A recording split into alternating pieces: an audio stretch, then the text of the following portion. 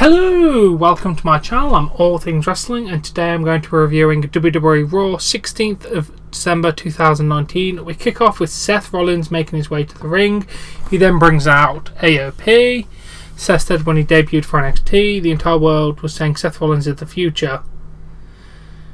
And then he showed up on Raw. The world clamoured that Seth is the future all the way up until this year, when he did the unthinkable and beat the unbeatable Brock Lesnar twice. And they were all saying Seth Rollins was the future. Everyone was saying that. Then all of a sudden the mood changed. He said he was being a leader, not being cool or not making the proper decision. He was doing it for the sake of progress. Not everyone will understand that. Kevin Owens is the perfect example. He did that to himself. Kevin resisted and Kevin became an example. That's the truth. He's honest to you and he does not lie. He's not going to change. Seth said that it may be hard to accept that he is the leader. Bigger than that, he is a visionary. He's going to be the man to lead the brand in the industry into the next decade. Whether you like it or not, you are coming with him by hook or by crook.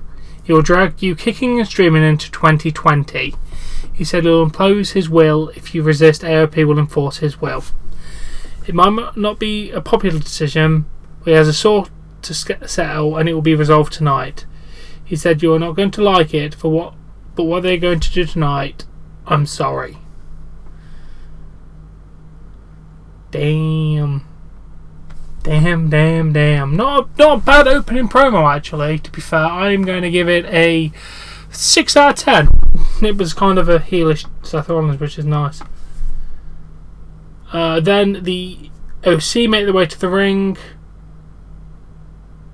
The Viking Raiders make their way to the ring, then the OC come out and we have that match in a non-title match. Why do we need them to face each other again? I don't get this. They hit the magic killer for 3 count, OC win. Fantastic.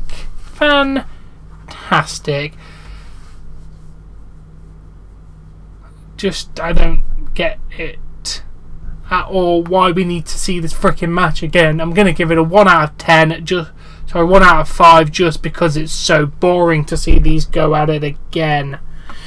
Then Eric was asked by Sarah. Eric Rowan asked Sarah, the interviewer, if she has a family and people cares about. If you love someone, you will fight to the ends of the earth. He tells her to mind a business about the cage, because she was asking about the cage.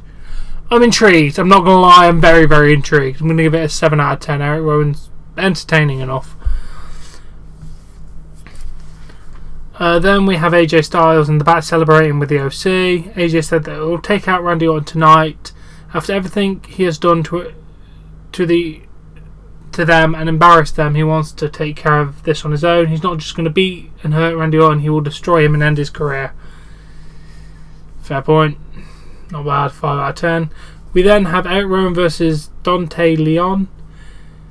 He goes to the floor. Eric Rowan gets between him and the cage. Dante runs around the ring, tries to go over the ringside barrier, but is stopped. Claw slam and another claw slam for the 3 count. Yeah, why didn't this get match stoppage? I don't get what they were doing last week with that. But yeah, I mean, it's entertaining enough. I'm not going to rate it because it's just there to make a point. But overall, entertaining enough. We then go to Charlie Caruso with Andrade. He'll be in the gauntlet match for the #1 contendership for the US title. Charlie brings up that Andrade would be the favourite if not for Humberto. Andrade speaks in Spanish and says that his opportunity is now. Selena yells at Charlie for what she said. She said Andrade was beaten by Humberto, but it was the best thing that had ever happened to him and the worst thing that will ever happen to him. Now Andrade will be coming after him. She'll be wearing high heels, so Humberto will hear him coming. So Humberto can repeat. Andrade comes back and said this is his night. Meh, 3 out of 10. Then we have a Liv Morgan thing going on. She was in like a bathtub and she's like, one day I woke up and reflected on the girl I was, the girl who let her friends tell her who to be and how to dress. All she ever wanted was to be comfortable in her own skin. but she was so self-destructive. Now she has to destroy herself so the real Liv can emerge. 7 out of 10. I'm intrigued what they're going to do with Liv Morgan. Then Lorna makes her way to the ring because yay. Lorna says, you were busy yesterday scrolling through her Instagram, so you might have missed her hot boyfriend's match at TLC, so she'll relive the history. He crushed and destroyed and devoured his opponent by putting him through a table. Lorna says you will never know what it was like to be Bobby. Bobby gives her butterflies every day. Lorna says Rusev Day is dead.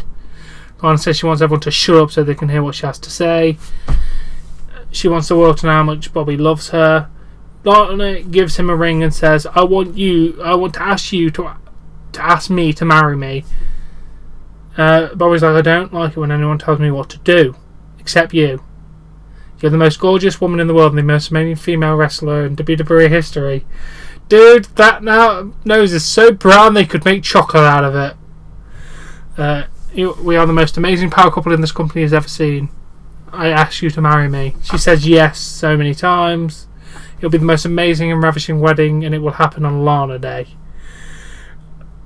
Okay, I guess we're going through with Lana getting married to Bobby Lashley. 6 out of 10. I don't know. I find the photo story for some reason very intriguing, and I don't know why, but it's intriguing. We then have the gauntlet match. We start with R-Truth comes out and said, it starts with R-Truth versus Akira Tozawa. R-Truth does a promo saying, if it wasn't for my childhood hero John Cena, when I was a wee little tyke, he inspired me by watching his open challenge every Saturday morning. R-Truth said when he'll become the first ever United States / 24/7 48/7 I-95 South television champion. He'll take both titles to WrestleMania. He then pointed to where the WrestleMania sign normally is, and he says, what happened to the sign? It was comedy brilliance. I love R-Truth. 8 out of 10. The match started. R-Truth got eliminated after missing a scissor kick and getting rolled up. And then obviously since the 24/7, 48/7, 11 random title rules are in effect, he ran. We then had Akira to say, let's just judge these matches. 1.5 out of 10 for that first one. Akira Tozawa versus Ricochet. Recall for the 3 count. 2.5 out of 10. Matt Hardy versus Ricochet.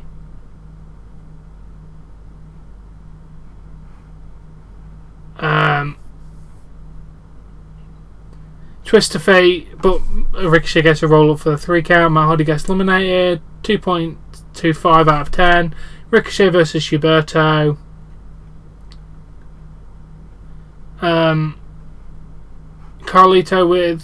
Huberto with a spring roundhouse kick by another kick and then a moonsault for the 3 count. 3 out of 5, and that was a fairly decent one. Then Andrade versus Huberto.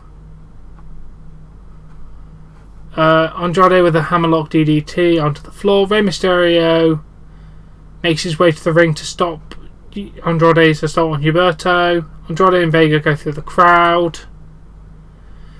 Seth then comes down with a steel pipe with AOP.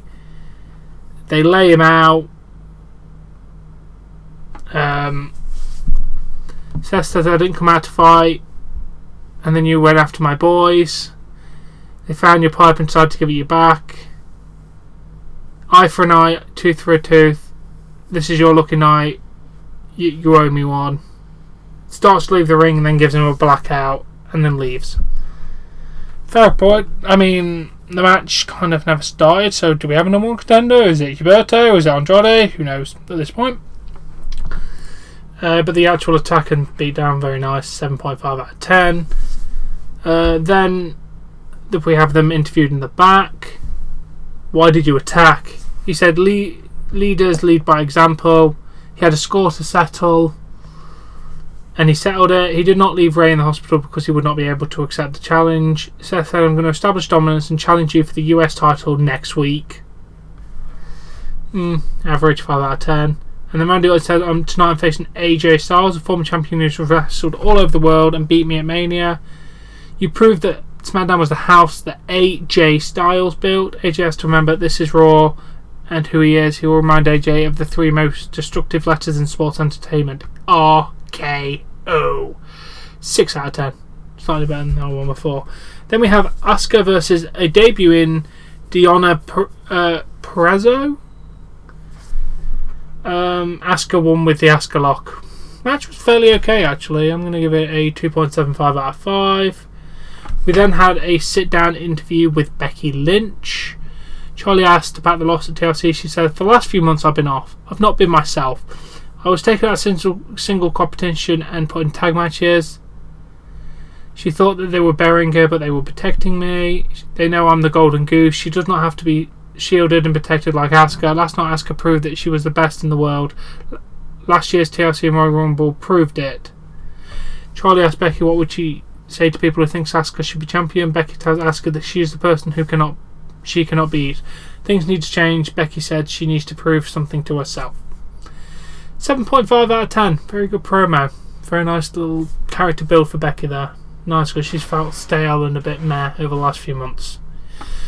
Then Rey Mysterio's in the back. He's had a lot of people come after him. He's no problem facing Andrade for the title, but tonight he tried to end Humberto's career.